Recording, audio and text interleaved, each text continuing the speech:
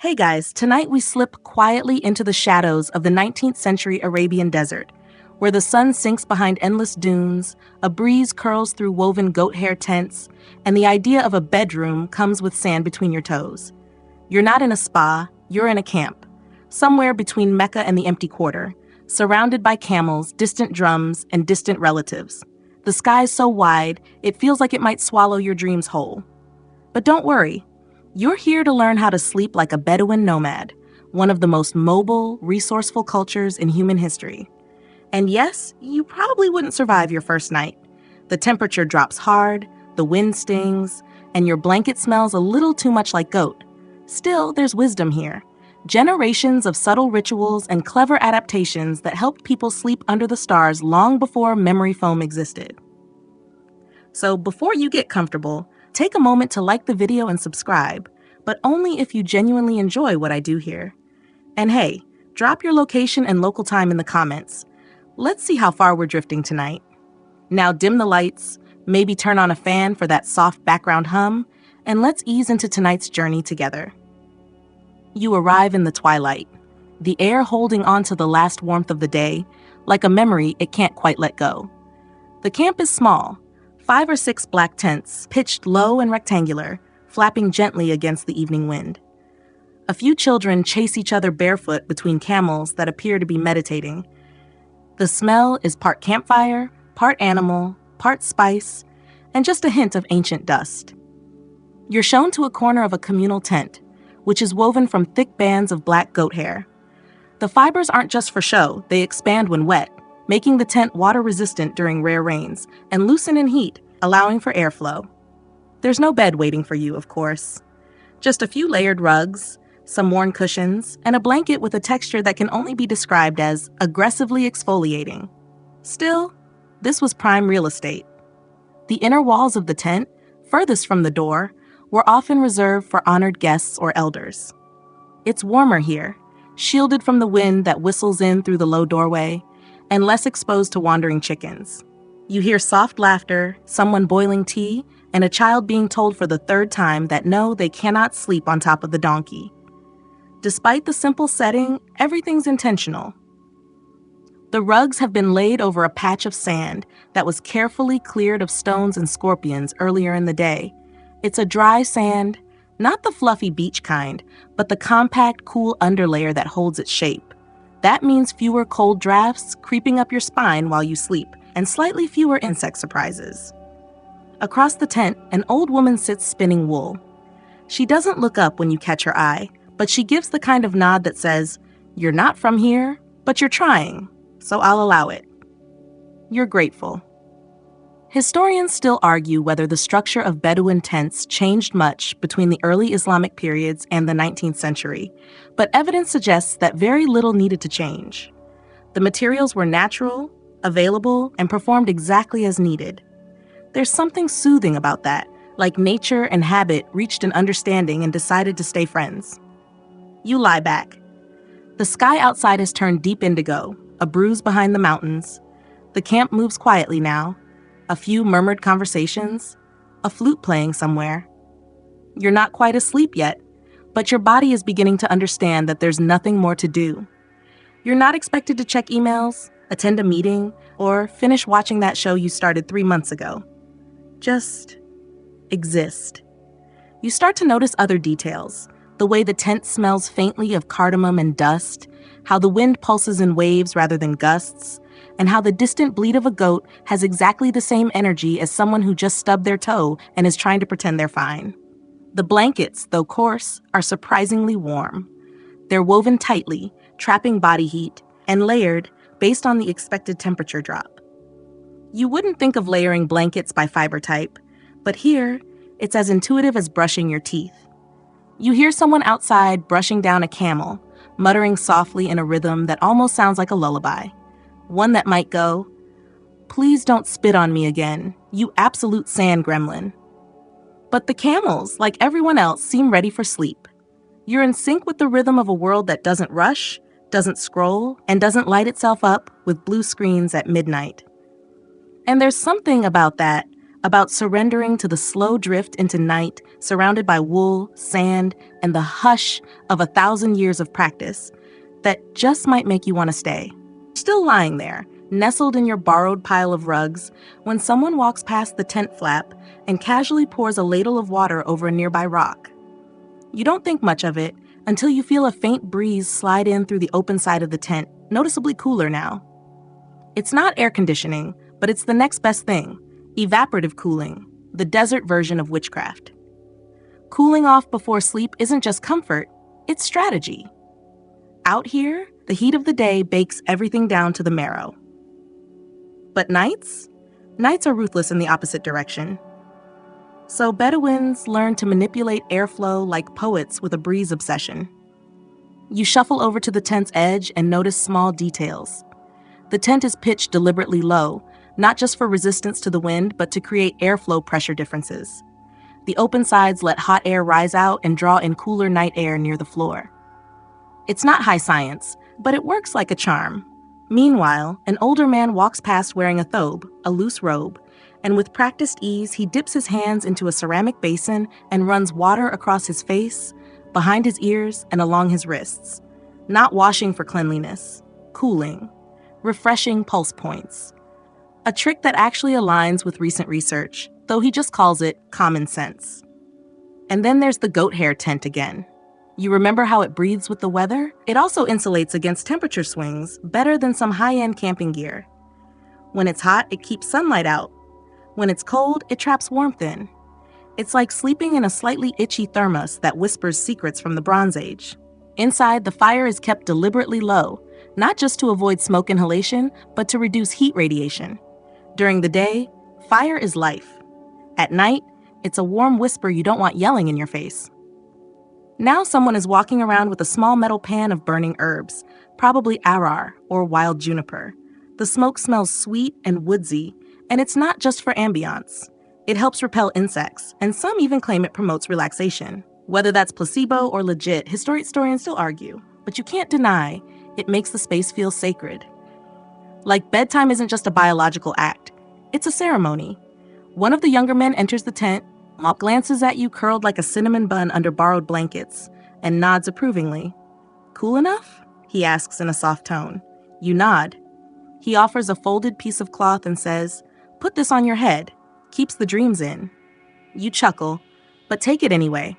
It's a loosely woven scarf, worn damp across the forehead or dry across the eyes. Again, you get the sense this isn't superstition so much as generations of trial and error, passed down with a wink and a bedtime proverb. You stretch your arms and feel a cool ripple across your skin. It's not just the wind anymore. It's the intentional choreography of a culture that treats the night as a companion, not an afterthought. No artificial lights, no ticking clocks. Just your body remembering how to sleep like it evolved to, gently, slowly, rhythmically. Nearby, someone clicks their tongue and the camel gives a grunt that sounds deeply judgmental. It settles down with a heavy sigh, kicking up a puff of dust that smells like old oats and resignation. You cough lightly and think, yeah, maybe don't sleep too close to that one. Still, there's something strangely luxurious about this moment. No mattress, no down comforter, just the earth and wool, and a community whose nightly ritual doesn't involve a screen time report and a panic spiral. You close your eyes and listen. Wind brushing tent flaps, water trickling somewhere in the dark, quiet laughter over tea. The desert is never truly silent. It hums in a lower frequency. A soundscape designed not for entertainment, but for settling the nervous system. And as the final hint of warmth seeps from the sand, you pull your blanket higher, the fabric warming at your shoulders, and you wonder, when did we forget that sleep could be this earned? Your eyes blink open again, not because something disturbed you, but because the scent of something warm, herby, and mildly confusing is now wafting toward your nostrils. Someone's cooking. And not just dinner for dinner's sake cooking. This is pre-sleep preparation, the Bedouin answer to chamomile tea and melatonin gummies.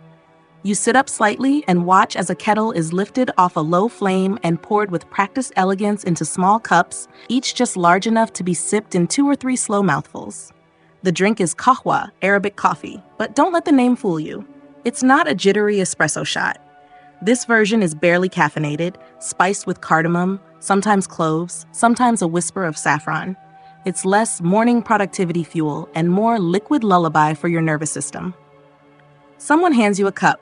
You sip. It's warm, aromatic, oddly floral, and definitely something your digestive system didn't see coming. But in the desert, the line between food and medicine is blurry by design. Everything has a purpose, especially what you consume before bed. Beside the coffee pot, a bowl of dates rests casually on a woven mat.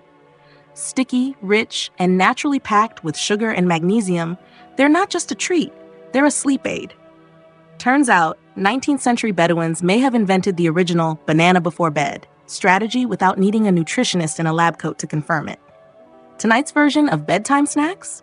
A few dried figs, some pistachios, and something that looks suspiciously like butter, except it's been clarified and aged in a goatskin pouch.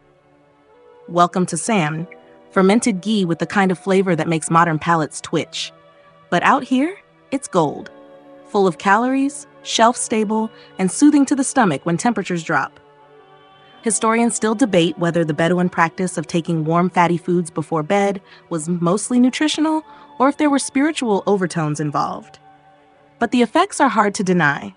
There's a warmth spreading through you now that's got less to do with ambient temperature and more to do with a satisfied gut and a mind that's starting to ease into dreaming.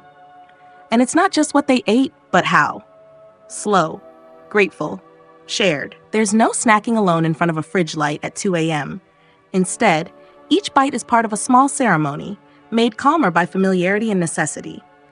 You're handed a fig, and someone gives you a sleepy smile as if to say, "Don't worry, you'll like this one better than the salmon." Spoiler, you do. Someone mentions a story from earlier in the day, something about a wayward goat and a bucket of stolen olives. You don't catch the full tale, but it ends in soft laughter and a light slap of hands on thighs. There's something about closing the day with gentle humor that makes everything feel digestible. Like the food. Like the air. A small child enters the tent, rubbing her eyes and dragging what appears to be half a quilt behind her. Her mother follows with a cup of warm milk, another nighttime tradition. Not the boxed variety, but freshly milked and boiled, often spiced with cinnamon, nutmeg, or even a splash of rosewater. It's mildly sweet, heavy with comfort, and offered as casually as a bedtime story. She drinks it slowly, curling into the crook of her mother's lap. You can't help but smile. This isn't just about nutrition, it's about signaling. The body knows what these flavors mean. Sleep is coming. It's time to slow the pulse. Somewhere outside, a kettle hisses, then quiets. Someone stirs a pot just to hear the sound. In the silence that follows, your own breath feels like part of the soundscape. And just when you think it's time to lie back down, a bowl is offered to you with something sticky and sweet halawa. Ground sesame, honey, maybe a pinch of salt. A final act of indulgence, as if the evening needed a dessert course to tuck you in. You take a bite, let it melt slowly, and realize you're full, not just of food, but of something gentler, like belonging. Like ancient rituals done without pomp, but rich with meaning. Out here, food is sleep prep, conversation is lullaby, and rest isn't a luxury. It's a survival tool dressed up in herbs and ghee. You curl back into your little patch of rug, now warm from your own body heat, and listen again to the wind. It's cooled, softened, quieter now. The camp is winding down. Bellies are full, cups are drained, and the long drift into night has already begun. You yawn, not because you're bored, but because you're finally syncing with the rhythm of the place. The slow, methodical slide towards sleep. One fig, one joke, one warm sip at a time. By now, the camp is dark. Not city dark, desert dark. The kind of dark that swallows your peripheral vision and stretches upward into a sky so thick with stars you feel like you might float off the earth and land on one. You're lying on your side now, limbs arranged in that indecisive half-comfort pose people use when they're not quite ready to fully surrender. But around you, everyone else has already committed. There's the sound of a slow, nasal exhale from one side of the tent and the soft shuffle of someone tugging a blanket tighter. And then you hear it, a voice. Low, steady, like the desert's own version of a white noise machine. Someone's telling a story. You can't see him, but you recognize the cadence, the way his voice settles into the hush. It's not a bedtime story in the traditional sense. There are no dragons or princesses, no tidy morals. This one's about a traveler who mistook a hyena for a prophet. The others chuckle softly as it unfolds, the voice occasionally interrupted by someone correcting a minor detail or adding a local version of the same tale. Turns out, storytelling was more than just entertainment in the Bedouin tradition. It was medicine for the mind. A signal to the group: the day is over, worries can be set down, and it's safe now to sink into shared memory. Some even believed a good story could protect dreams from turning sour. The tale meanders. No rush to the ending. It's the telling that matters. The rhythm, the shared breath, the safe space carved out from the chill and the silence. Historians still argue whether the oral storytelling tradition in nomadic cultures was primarily functional, used to pass on survival knowledge, or whether it evolved simply because humans can't stand falling asleep in silence. Either way, the result is the same. Your eyelids grow heavy as the tale loops into another digression about a camel who refused to walk east on Thursdays. The sky above is breathtaking. And by that, I mean it's actually hard to remember to breathe when you're staring into it. The Milky Way looks like someone spilled sugar across navy silk. You blink and spot movement, not shooting stars but satellites, little machines drifting through a sky filled with stories older than language. You wonder how many generations have listened to that same tale under this same constellation.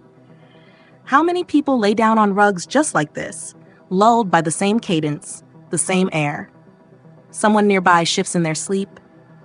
A foot escapes a blanket. The storyteller lowers his voice a little more, now barely above a whisper. The story seems to be concluding, or maybe beginning again. It's hard to tell, and that's kind of the point. You hear the words, "And that is why we never lend a comb to a stranger." Everyone laughs softly, and you do too, even though you missed the middle of the joke entirely. That's okay. You're in the mood to not understand things fully. Your brain has traded sharpness for softness, precision for peace. A second voice picks up with a different story. This one's slower, more poetic. A tale of a woman who could find lost travelers by following the way wind moved through acacia trees. You lose track halfway through, not because it's boring, but because your mind drifts like the breeze she chased. And you realize this is what sleep prep looked like before sleep apps and blackout curtains. The hum of voices, the comfort of shared space, the feeling of being surrounded, not by noise, but by presence. The stars shimmer above, distant and indifferent. The camp below is anything but. It's tender. It's human. And the space between the two, between sky and tent, is filled with something warm, something safe, something you might call peace if you were fully awake. Your breathing slows. Your limbs grow heavier.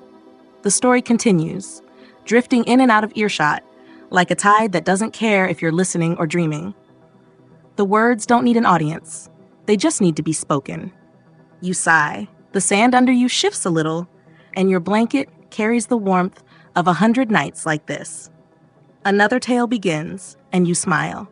Because tonight, even if you don't understand the ending, you'll remember how it felt to be held in the arms of a good story.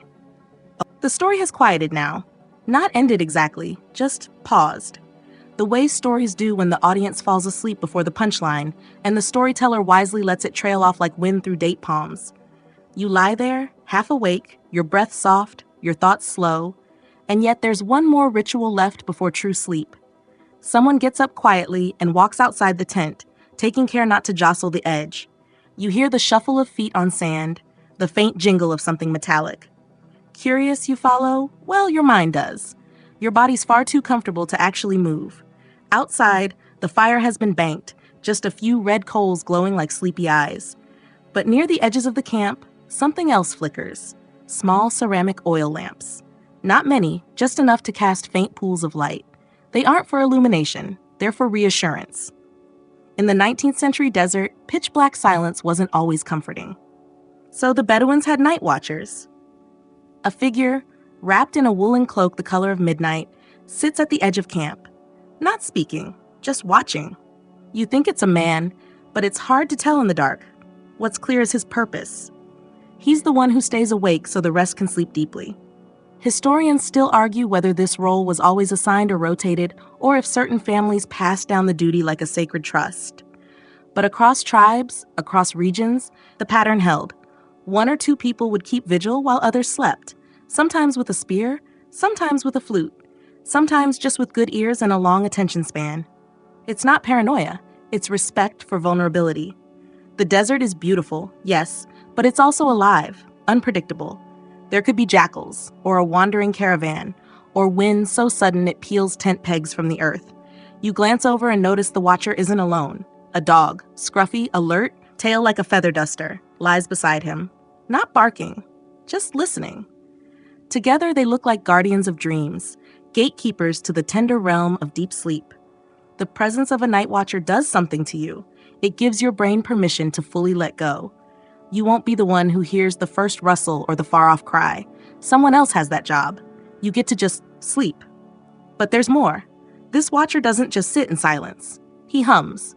It's almost imperceptible at first, a low, rhythmic drone like bees buried under velvet. The sound is soothing, unhurried, a kind of lullaby without words.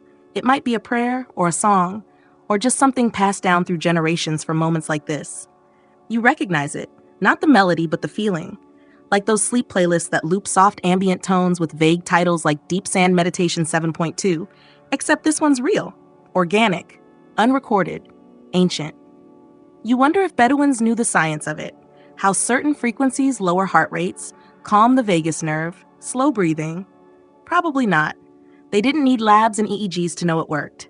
They just sang and the children slept, and so the ritual stayed. One of the camels nearby makes that unmistakable low, grumbly throat sound, a cross between a sigh and a protest. It shifts, snorts, and settles back down. Even the animals know, the day is done.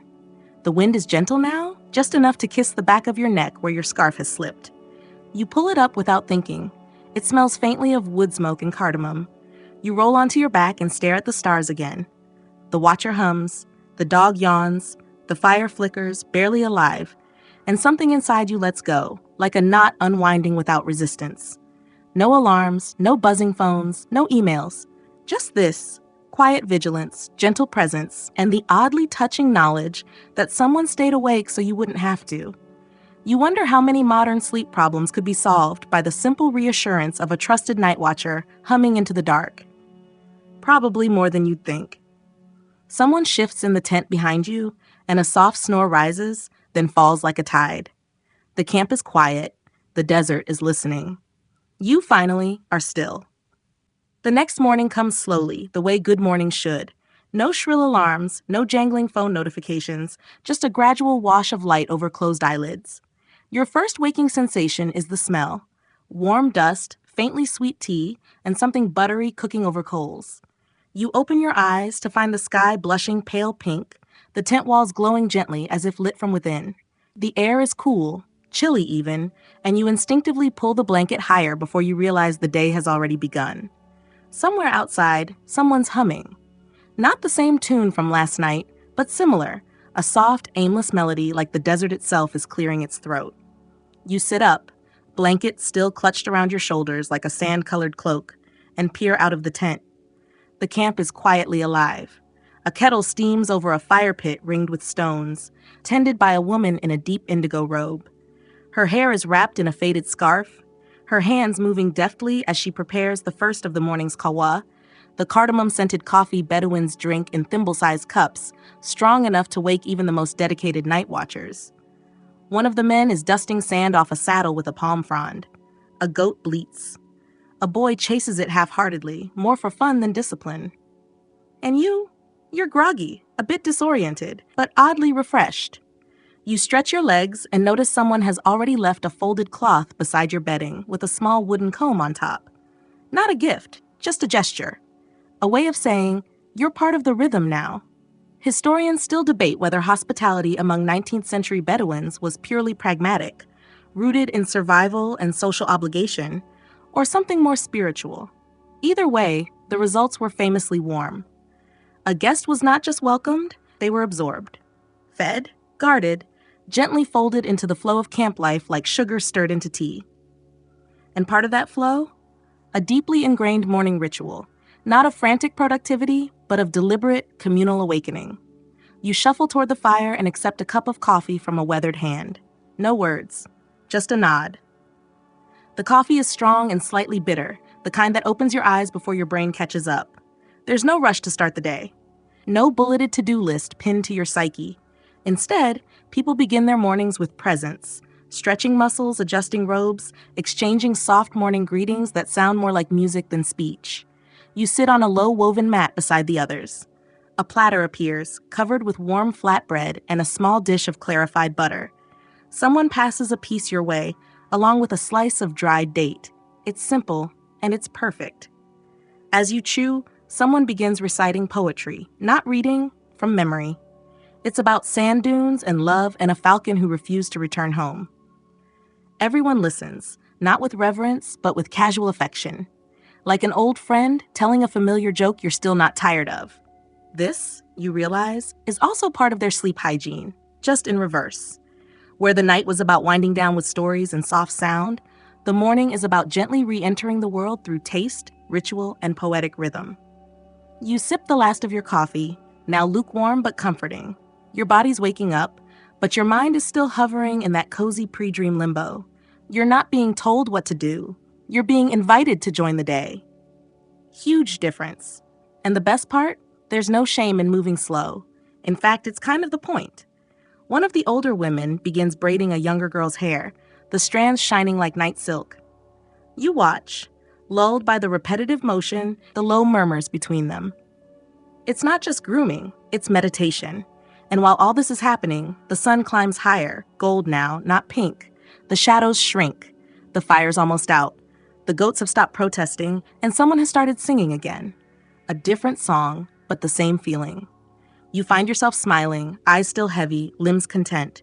You haven't fully left sleep behind. You're just walking away from it slowly, gently, without slamming any doors. And that's the lesson. Sleep hygiene isn't about gadgets or strict schedules.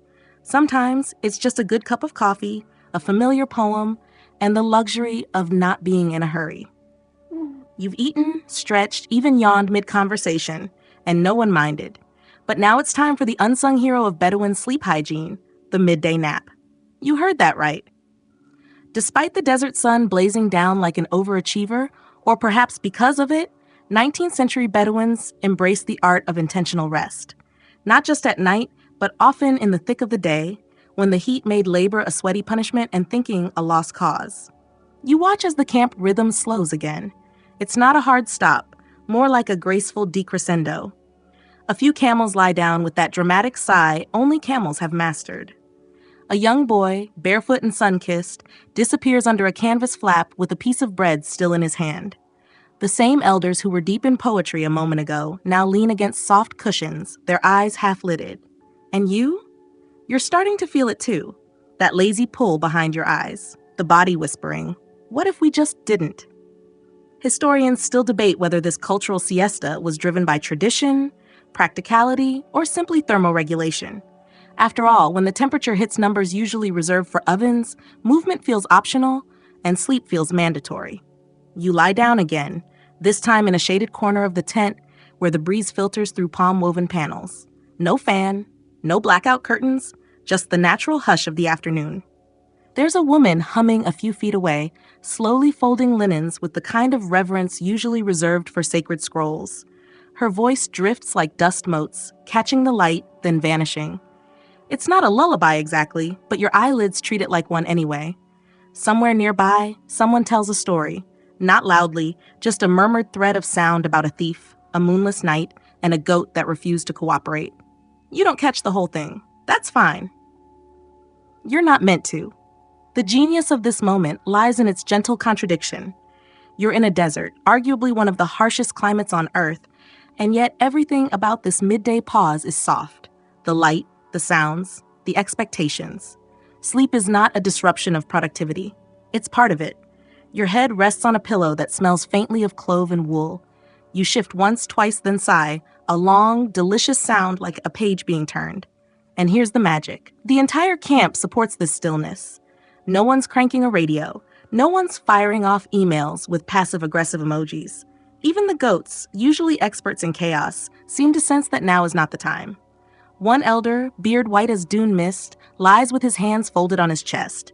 He looks peaceful, regal even, like someone who spent decades learning how not to fight the day's natural rhythm. You realize sleep here isn't a retreat. It's a reunion. With silence, with the body, with breath. And the midday nap is its most underrated ambassador.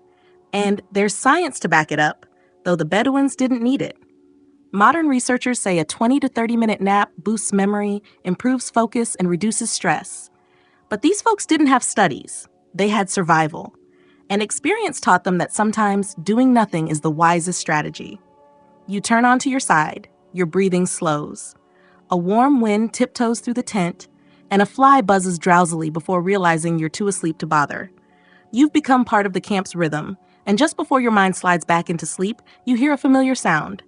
The watcher's voice, still low, still humming, not because of danger, but because silence alone isn't always comforting. You smile, barely, and then you nap. Properly. Proudly. In the middle of the day, like a Bedouin with absolutely nothing to prove. When you stir again, it's not because someone woke you, it's because the world has shifted ever so slightly. The light is different, softer now, golden instead of blinding. And the air has that subtle post-nap stillness, as if the day is stretching its arms with you. You blink slowly, adjusting. There's a crackle nearby, the fire being coaxed back to life with practiced hands. The smell of roasted grain drifts through the tent, followed by the unmistakable aroma of cumin and wild mint. Welcome to the Bedouin Golden Hour, the gentle bridge between the blazing day and the cooler evening. It's not evening yet, not quite. But the tempo is rising again. And this is when the body reawakens, but the mind is still wrapped in that delicious sleep-stained haze. Across the camp, someone is repairing a sandal with a curved bone needle, while another untangles ropes with the kind of patience reserved for old shepherds and toddlers with yarn. And just like that, you're reminded, rest wasn't a guilt-ridden luxury here. It was an integral part of the cycle. Work hard, yes, but also nap like you mean it. Historians still argue whether these routines were inherited from deeper nomadic traditions or adapted for the harshness of desert geography. But either way, what emerges is a system that respected the body's natural energy waves long before anyone invented productivity apps or 5-hour energy drinks. You sit up slowly, stretching limbs that feel unusually cooperative. Your nap wasn't long, just long enough to trick your brain into thinking time paused for a moment. And now, as people begin preparing for the tasks of twilight, cooking, mending, tending animals, you're invited into that flow once more. Someone hands you a wooden bowl with a small portion of something you can't quite name. It's nutty, warm, and faintly sweet. Possibly made with barley, maybe millet, maybe something forgotten by modern supermarkets altogether.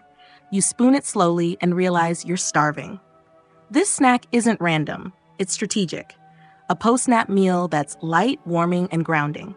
Food here is used like a tool, not just to fill you up, but to ease you gently back into wakefulness. Think of it as the opposite of slamming an energy drink and sprinting into traffic. As you eat, the shadows grow longer. The camels shuffle restlessly. Someone plays a 2-stringed instrument that sounds like the desert sighing in tune. Others begin stacking firewood, using split palm fronds and bone-dry twigs. Everything feels purposeful, but unhurried. And here's something odd you notice. No one talks about the nap. Not in a how long was yours kind of way, and definitely not with guilt. It's simply assumed. A shared agreement that life comes with natural pauses, and ignoring them is, well, silly. You lie back down. Not to sleep again, but just to rest your head while the evening unfolds. Around you, the tempo rises. A few voices growing louder, pots clanging softly, laughter bubbling up from a story you missed the beginning of, but still enjoy. And through it all, you realize the entire camp is syncing. No one uses the phrase circadian rhythm, but that's exactly what you're living. A collective, unspoken pulse where sleep, wakefulness, and activity spiral gently together like a desert breeze. Even the animals get it. A lanky dog curls up beside the fire, sighs, and lets his paws twitch in a dream. A nearby donkey chews lazily, ears flicking with the confidence of a creature who knows he won't be needed for at least another hour. The music softens. The sky turns lavender, and you, refreshed, fed, and still a little dreamy, begin to understand that maybe the most radical sleep hygiene is the kind that doesn't feel like a hygiene regimen at all. It's the kind that lets you nap without apology, snack without shame, and wake up into a rhythm that doesn't demand anything of you except presence. And that truly is where the rest begins. The sun has dipped far enough now that shadows stretch like lazy cats across the sand. The air shifts again, cooler, calmer, carrying the sense of smoke and spice. It's the kind of air that makes your skin sigh. Evening has arrived in the desert, and with it, the most sociable part of the Bedouin sleep cycle, the gathering around the fire. You shuffle toward the hearth, where flat stones ring the flame and cushions invite you to sink. Someone passes you a small cup of bitter, cardamom-laced coffee, the kind that's more about ritual than caffeine. You take a sip. It's earthy and intense, like drinking history with a splash of sand. Across from you, the storyteller begins. No announcement, no fanfare. He just leans forward, clears his throat, and the camp stills as if on cue. He doesn't shout, doesn't project. His voice stays low, meant only for those within flickering firelight, which, of course, is everyone. Tonight's tale is about a man who forgot how to dream. A merchant, once wealthy, who lost his fortune and wandered the desert seeking rest. But sleep avoided him like an unpaid debt until he met an old woman selling silence in a jar. You're not sure if it's a fable, a joke, or something that really happened last week. Doesn't matter. You're hooked. And here's the thing. Storytelling was part of Bedouin sleep hygiene. Not just entertainment. It was unwinding, unspooling. The rhythm of spoken word, repeated refrains, familiar pauses, it all lulls the body towards stillness. Historians still argue whether these tales were mainly moral instruction, memory preservation, or just a way to keep kids from running into scorpions. But their effect was consistent.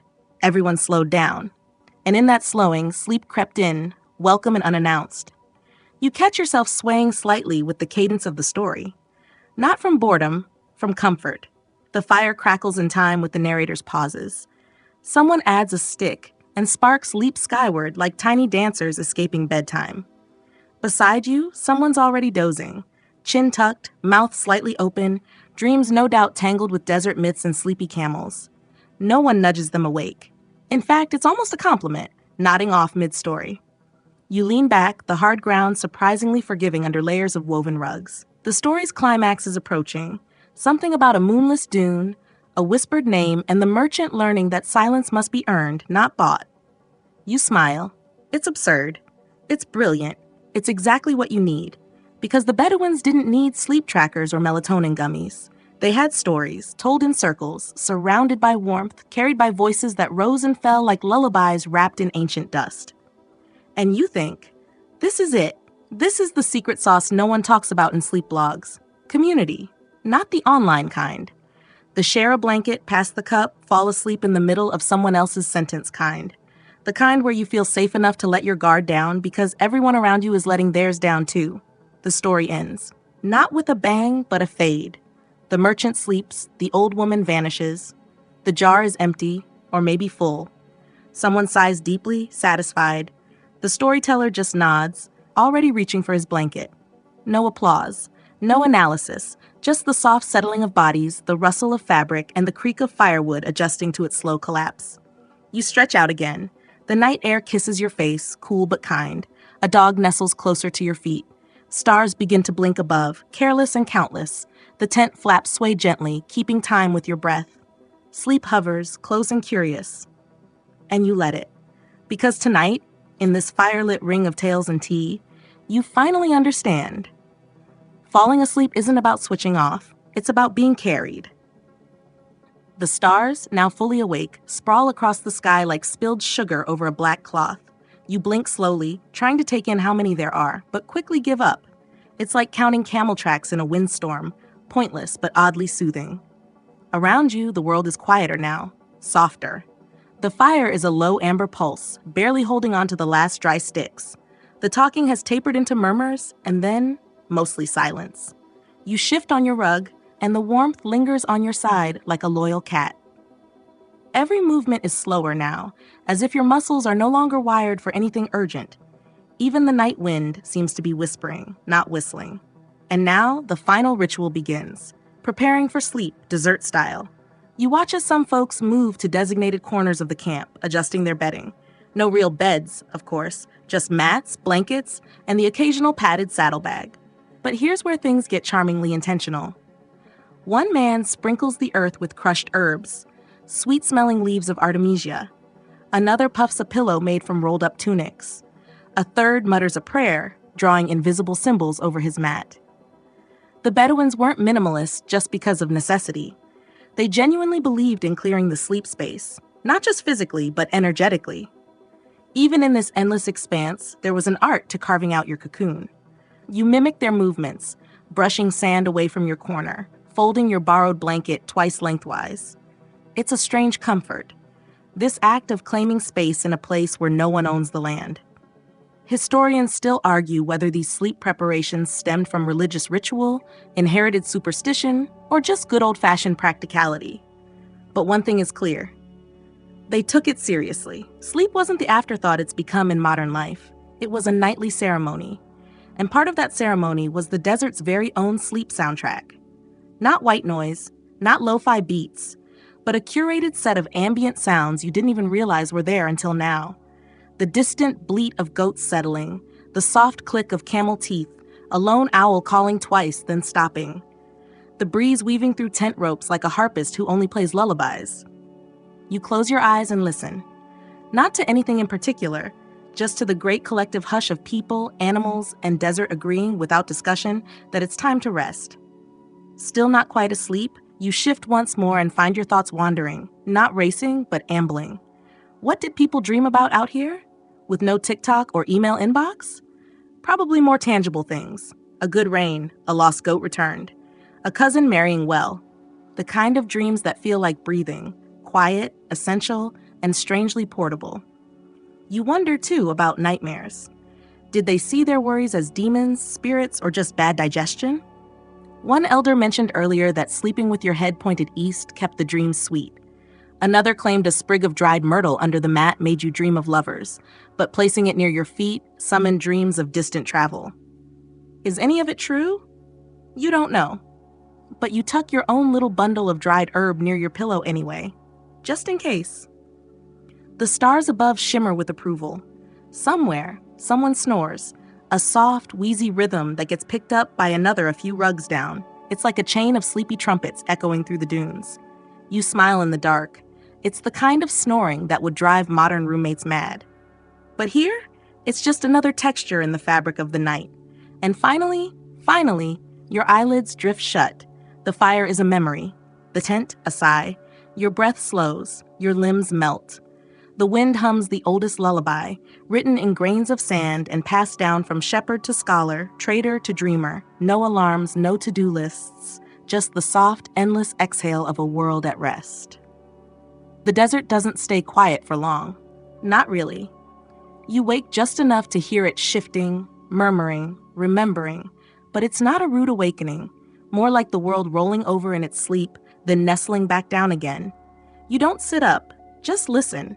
There's a faint rustle to your right, someone slipping out from their blanket. A zipperless, flashlight-free bathroom break, Bedouin style. Somewhere in the near distance, a camel coughs. If you've never heard a camel cough before, congratulations. It sounds like a trumpet underwater followed by someone gargling with gravel. You smile into your pillow. The middle of the night in the desert isn't like the city. There's no electric hum, no fridge ticking or traffic echoing, just natural interruptions. Things that remind you that sleep a block of unconsciousness. It's a tide. In, out, deep, shallow, returning always.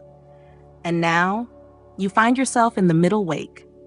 Bedouins had a word for this, or more precisely, many cultures did. That little gap in the night when you wake naturally, without panic, without screens. Just long enough to sip water, check your surroundings, maybe even pray or chat with a fellow restless soul. Then return to slumber like nothing happened. Historians still debate whether this segmented sleep, first and second sleep they call it, was biological, cultural, or both. But the Bedouins embraced it. They'd stir, stretch, murmur a prayer, or poke the fire, and then slip seamlessly back into dreams. You sit up slightly, reaching for a clay cup near your bedding. Water, still cool from the evening's air. You drink in the dark, the lip of the cup rough against your mouth. No light needed. No distractions. Just you and the stars still pulsing gently above. Your neighbor mutters something unintelligible and turns in his sleep, his blanket fluttering.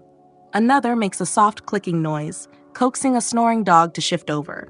It obeys without question. Even in this in-between hour, there's a rhythm, an agreement. A choreography of half-wakefulness that modernity has mostly forgotten, and it's oddly sacred. This is the moment when the fire's ashes glow faintly red beneath a skin of gray, when dew kisses the edge of the tent poles, when your mind, unburdened by clocks or content, floats gently between thought and dream. You remember one of the elder women's sayings from earlier, spoken while she arranged herbs in a pouch. The night has two halves, the first for resting, the second for remembering. You're not sure what she meant, but right now, lying half awake under a sky that feels both enormous and intimate, it starts to make sense. The second half of the night doesn't feel like sleep. It feels like reflection, without effort, memory, without heaviness. You're not replaying anything. You're just floating. A breeze teases your blanket, lifting its corner. You pull it tighter and lie back down. Your mat creaks slightly as your weight shifts again. But no one minds. In the desert, even your fidgeting has a place. It's not disrupting someone's sleep, it's just part of the shared song of rest. A few beats of stir and a long verse of stillness. The camel coughs again, rude but forgivable. Your eyes flutter, open then closed. The stars haven't moved much, but maybe that one, yes, that one, seems a little lower. You yawn, a slow, stretchy thing that makes your whole body feel pleasantly boneless. You know sleep is about to pull you under again, this time deeper. The second wave, the one with no dreams, just warmth. You let it come. No resistance, no sleep apps, just breath, blanket, breeze. And in this moment, wrapped in stars and sand, you wonder something silly, but sort of wonderful. Did ancient sleepers feel this grateful to lie down at 3 a.m. and do absolutely nothing? You're pretty sure they did. When morning finally decides to show up, it doesn't knock. It tiptoes in. The darkness begins to thin, almost shyly around the horizon. No jarring alarm, no vibrating phone, just a gentle graying of the stars and a yawn from the earth itself. You stir as a rooster crows somewhere impossibly far off, because of course there's a rooster. Even in the desert. A few of your companions rise too, wordless and slow, like they're emerging from some deliciously long dream. The Bedouins didn't leap out of bed, they rose like dough, gradually with purpose. The first waking moments were soft and slow, just blinking, stretching, maybe a whispered prayer to greet the day. You try the same. Limbs heavy, but heart calm. There's no rush. The desert doesn't do rush. Someone stokes the fire with a few careful puffs. The embers, having waited all night for their comeback, oblige with a soft glow and a sleepy crackle. Breakfast begins not with food, but with warmth. Then tea. Always tea. Mint, sugar, and black tea brewed in a scorched tin pot, served strong enough to wake you, but sweet enough to lull you back into a daze if you're not careful. A morning paradox in a cup. As the others sip, you notice how they avoid full conversation right away. Just grunts, nods, the occasional half-joke. Waking was a process, not a performance. Historians still wonder if this ritualistic calm was necessity or philosophy. Did the harsh environment shape these gentle mornings? Or did the people decide, if the sun's going to bake us alive by noon, we might as well be kind to ourselves at dawn? Your theory? Probably both. You take a sip of tea. It burns your lip. You love it anyway. As the light continues to bloom, you spot more details. The colors of the tents, the silhouettes of animals shaking off the night. Children poking at one another playfully, their hair wild with dreams. Someone yawns loud enough to startle a goat. One man stands, eyes closed, face tilted toward the new sun. No words, just reverence. You do the same, unsure if it's tradition, superstition, or just plain good for the soul. It's easy to forget, in your usual morning routine of emails and cereal, that waking up can be this slow, this sacred. Here, sleep hygiene doesn't stop when you open your eyes. The waking process is part of the ritual too. Stretching, tea, light, laughter, only after the third sip. A woman nearby, probably younger than she seems, begins folding her bedding with deliberate care. You notice a tiny charm sewn into the corner of her blanket, maybe a talisman, maybe just embroidery. But she folds it in a way that places it last, like a period at the end of a sentence. You start to fold yours too, trying to mimic the technique. You fail, but no one's judging. Another man hums while rolling up a mat. The melody is unfamiliar, but soft and rhythmic. It loops like a lullaby turned upside down, a waking song, if such a thing exists. There's no rush to pack, no itinerary beyond what the wind decides. But there is order. Every item is touched, tended, returned to its place. Even the leftover tea leaves are shaken out in a specific direction, north, maybe for luck. It strikes you. Sleep here isn't something to be conquered or managed. It's a guest, one they welcome nightly and see off with grace each morning. You brush off your rug, it's still warm from your body, you feel oddly like you're leaving something behind, not in a sad way, just in a see you later kind of way. A small goodbye to a night well spent. The tea kettle whistles again, one last cup for the road. As the sun lifts fully above the dunes, casting gold across everything, you realize something. You've slept in a city of dreams. No walls. No alarms. No apps. Just rituals, rest, and the sky. And somewhere deep in your bones, beneath the sleep dust and the mint tea, you feel rested. Not just physically, but cosmically. The sun is up now, really up. It doesn't creep anymore. It blazes. And yet, somehow, it's still gentle in this early hour. You can feel its warmth climbing over your shoulders, lighting up the folds of the tent, tracing golden patterns across the sand like it's signing a letter. You're moving now, slowly gathering yourself for the day ahead. But even this moment, packing, shifting, preparing, feels like part of the Bedouin sleep story. Because what comes after rest matters too. It turns out that the Bedouins didn't see sleep as separate from the day. They didn't divide time into neat little folders marked rest and activity. Everything flowed. Like the dunes, like the stars, like your own eyelids earlier, rising and falling with the hush of the wind. You look around. A few of your companions are rolling up their camel hair blankets, shaking off stray sand like it's confetti from a party they almost remember.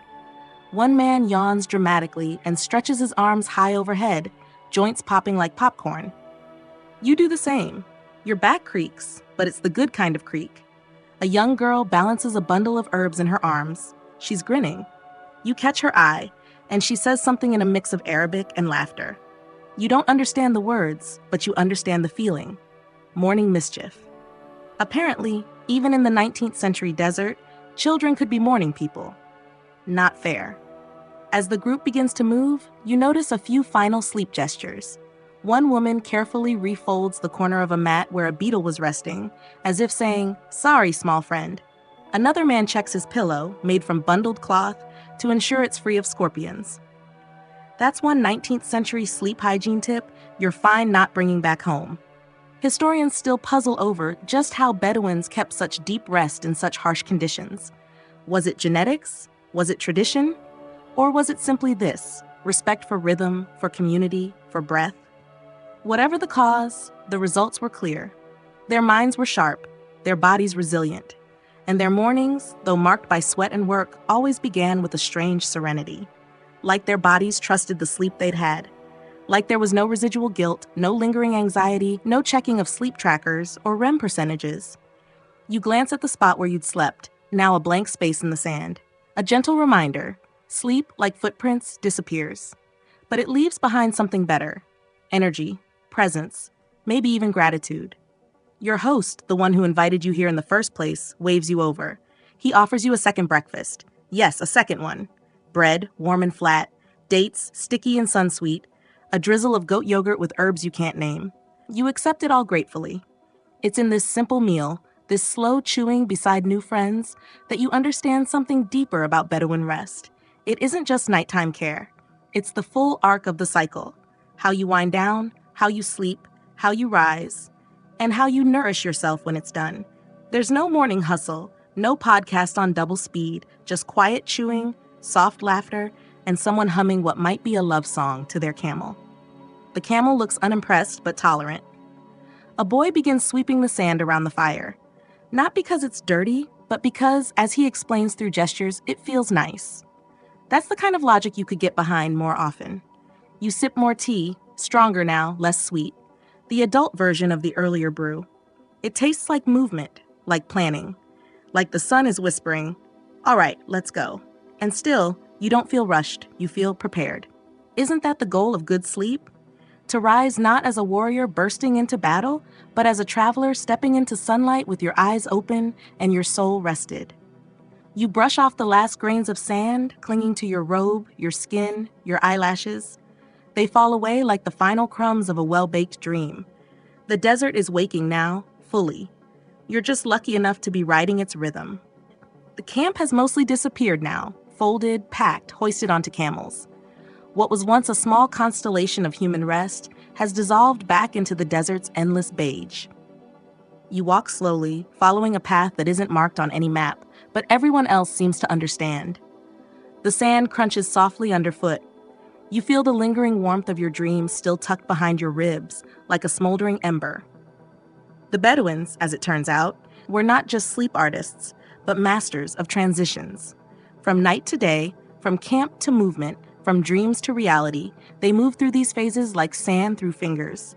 Never abrupt, always with grace. You pull your scarf a little higher. The sun has begun its real work now. The early golden flirtation has turned into a full embrace. A few flies are already trying to make new friends with your face. You are not amused. Neither is the camel beside you, who huffs with a kind of world-weary sigh that only a camel can deliver. Sleep, you realize, wasn't just an act for the Bedouins. It was protection. Against the elements, against fatigue, against poor decisions. Historians often note that tribes with the most demanding climates often built the most sophisticated sleep rituals.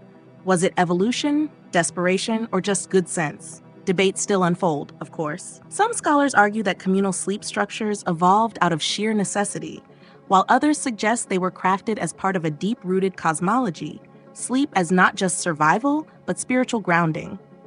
You're beginning to believe the latter. Someone whistles a low tune. Another person hums a second melody on top of it. The camels begin to sync to the rhythm.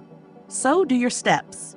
You ask your host, again through gestures and patience, how long they usually walk before resting. He chuckles, holds up 2 fingers. You assume he means hours. He actually means oases. As in, we'll stop when there's shade and water and maybe a breeze. You laugh. You're not sure if it's from amusement or heat stroke. A tiny dust devil spins by your feet like a polite dancer swirling your scarf hem. You feel light, tired still, but in a good way. Like your body has remembered how to carry rest into the day. Eventually you stop. Not because it's part of some strict itinerary, but because the group finds a sliver of shade. It's enough. Just enough to drop your pack and sit back against a rock that's been sunbathing for centuries. Someone hands you dates, someone else a threadbare pillow. It smells faintly of last night's fire and mint tea. You exhale, the midday nap, siesta by another name, kailula in Arabic, but here it's simply called what you do when the sun hits your spine like a hammer. It's short. Maybe 20 minutes, maybe 40, long enough to dream of cold water, short enough to keep moving after. This nap is an indulgence, it's strategy. And again, the ritual repeats. A place is cleared, a blanket spread, shoes off, head down. Someone hums softly nearby, not a lullaby, not quite, just a gentle note that says, it's okay, we've got you. You nap. You don't mean to, but you do. When you blink awake, the sun has shifted just enough to cast a new shape of shadow. The group begins to move again. No countdown, no clapping, just movement, like grass responding to a breeze. You rise, stretch, look back at the patch of ground where your head had just been, the imprint already fading, like the echo of a really lovely song. Though walking doesn't quite capture the feel of it. It's more like drifting. The Bedouin pace is unlike anything you've experienced, neither hurried nor lazy. It's steady, measured. Like every step is a decision the earth agrees with. There's a hush over the group now, a kind of mutual understanding that the words aren't necessary for a while. Maybe it's the heat, maybe it's the nap. Maybe it's the way the landscape whispers louder than people ever could. Your eyes wander across the horizon. Dunes stretch like velvet. Occasionally, a small shrub interrupts the monotony, defiantly green and a little smug about it. You catch a whiff of wild sage as a breeze brushes past your face. Fresh, sharp, and oddly invigorating. And just like that, you remember something. Last night's sleep felt simple, which, let's be honest, is rare. Sleep today comes wrapped in rules. Don't eat too late, get off your phone, maintain your circadian rhythm as if it were a fragile bonsai tree. There are apps and supplements and weighted blankets. There's guilt if you get too much, anxiety if you get too little. It's exhausting just thinking about it. But for the Bedouins, none of that fuss seems to exist. Sleep is not an achievement. It's a rhythm, a return. Like night follows day, and camels follow their nose to water. Historians still debate whether the Bedouins' excellent sleep hygiene was born out of lifestyle or belief. Some argue it was practical, a way to preserve energy in a brutal environment. Others think it was spiritual, an expression of surrender to nature's will. You lean toward the latter, not because it's romantic, but because it makes more sense. When you live under a sky that vast, you eventually stop trying to control things like sleep. You just let it happen. You trust your body. You listen to the wind. You stumble slightly, just a soft slip in the sand, and laugh at yourself. A nearby woman smiles and offers you a dried fig. You accept it with theatrical solemnity, as if it were a royal offering. She rolls her eyes but chuckles. The fig is chewy, sweet, and tastes vaguely like a sunrise. You think about what you'll carry back with you from this journey. Not just stories of the desert or the memory of mint tea, but this deep, resonant sense that sleep doesn't have to be a battle, that the body knows what it needs, if you let it. A child runs ahead, arms out like wings, kicking up sand and shouting into the wind like he's challenging the sun to a duel. The adults let him. You suspect he'll nap hard later, probably before dinner. You pass by a rock outcropping where someone's etched symbols, a kind of ancient graffiti. Maybe from a traveler, hundreds of years ago. Maybe someone who also paused here to sleep and decided to leave a mark. Proof they rested. Proof they existed.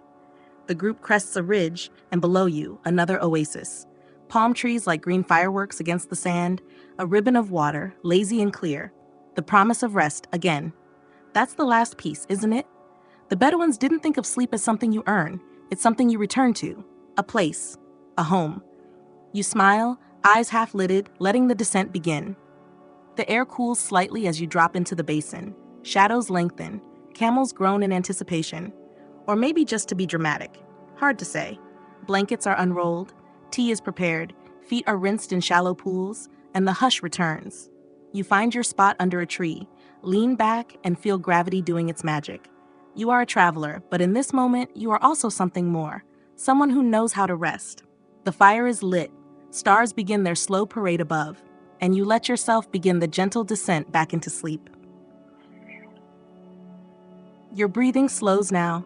The air is softer, even the camels are quiet. The wind has taken a break. The fire crackles low, and the stars, those ancient storytellers, lean closer to whisper lullabies in the language of light. You lie still, eyes barely open, watching palm fronds sway against the sky like ink strokes on parchment. Each breath you take feels a little deeper, yet a little easier. There is no rush, no checklist, just the gentle stretch of time like a hammock between two quiet hours. Somewhere, someone is still humming. Not for you specifically, just because it feels good to hum when the world goes quiet. The scent of mint still lingers on your hands. Your limbs are heavy, but not burdened, just settled, like sand finding its shape after the wind stops. Sleep is close now. Not like a predator stalking its prey, but like an old friend who walks beside you without saying a word, who's been here all along, waiting for you to notice. Let your thoughts go. Let them drift like smoke rising above the coals, like a dream sliding into dusk. No need to hold on, no need to understand everything. Just rest. You are safe, you are still. And for tonight, you are exactly where you need to be. Good night.